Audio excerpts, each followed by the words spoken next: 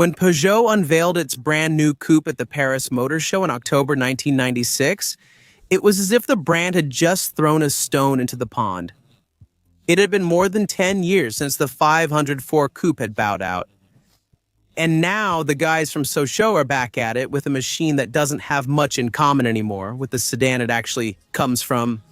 Once again, the manufacturer relies on Pininfarina's expertise to create a car that, simply put, is jaw-dropping.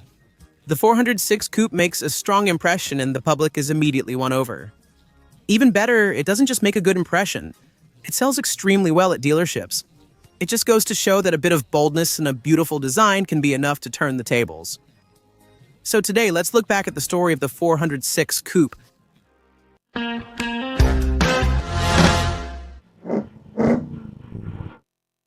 Before we start this video, do you know Banque? It's simply the cheapest bank in France for 17 years. Now is the ideal time to seize the opportunity. Right now, you can receive up to 120 euros as a welcome bonus when you open your account with a simple first deposit. At Banque, there are no account maintenance fees.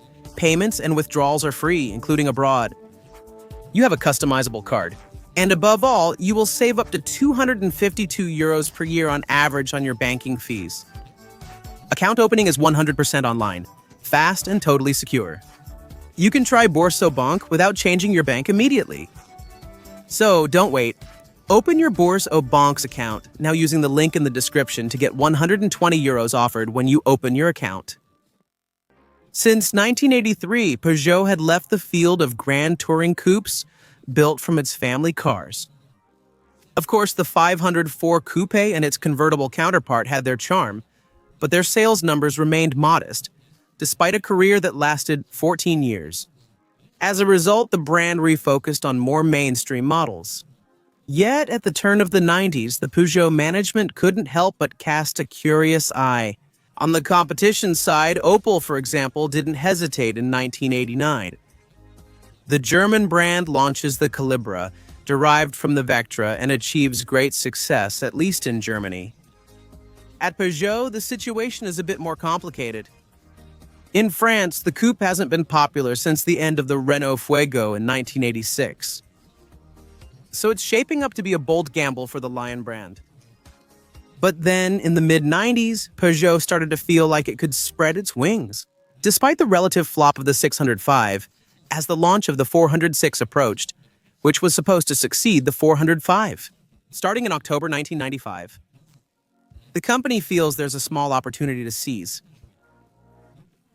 The D85 project is therefore launched with a rather reasonable goal: to make the model profitable starting from 70,000 units sold. Compared to the 31,163 units of the 504 Coupe and convertible, it's ambitious but within reason. The style still needs to be flawless.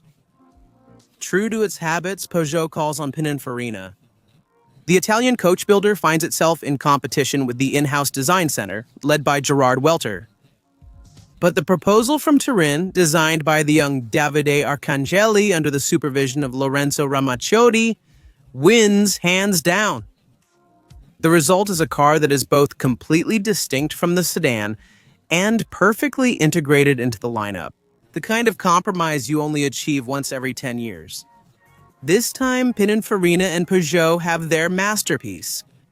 The design is superb, some even dare to compare it to that of the Ferrari 456 Gran Turismo, no less. Some even say that the design of the 406 Coupé is actually a recycled drawing that Ferrari didn't use for the 456 Gran Turismo. Technically, it's not a Ferrari, but likely Peugeot's best offering.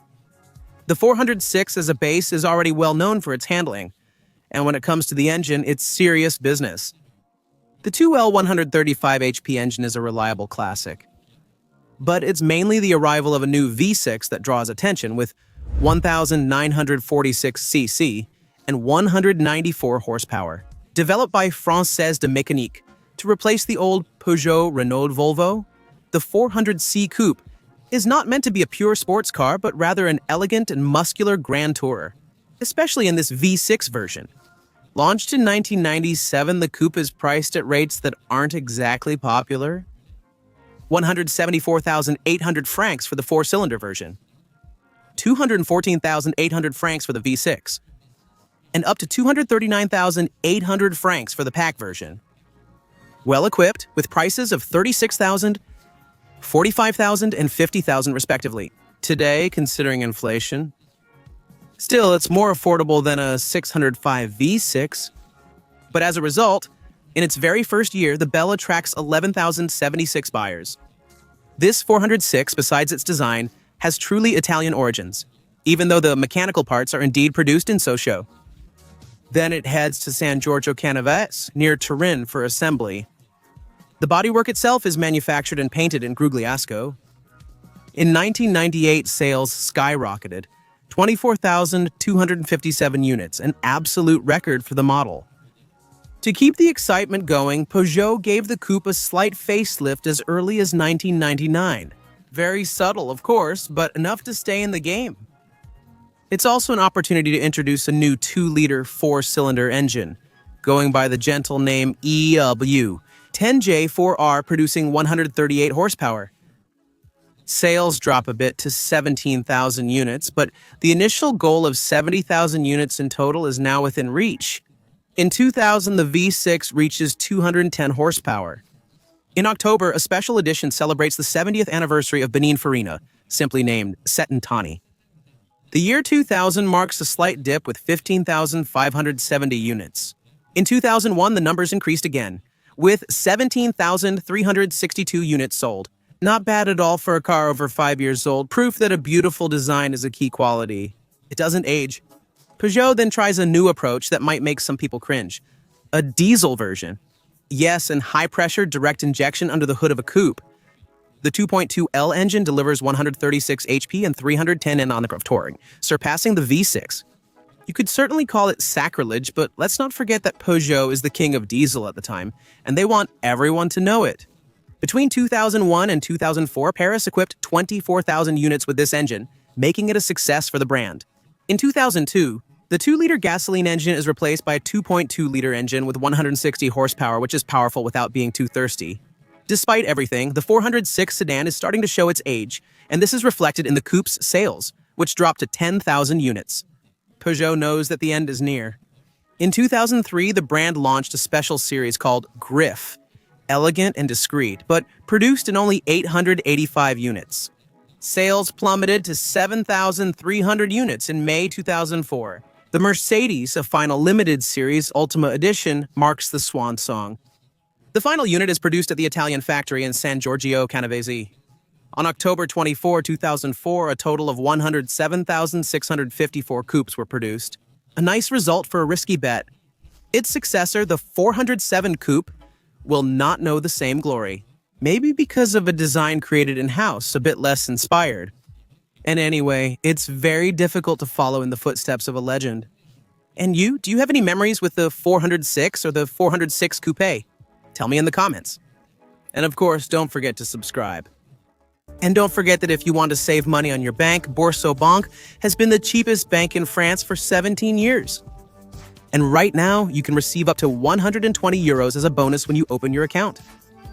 BoursoBank doesn't charge any account maintenance fees.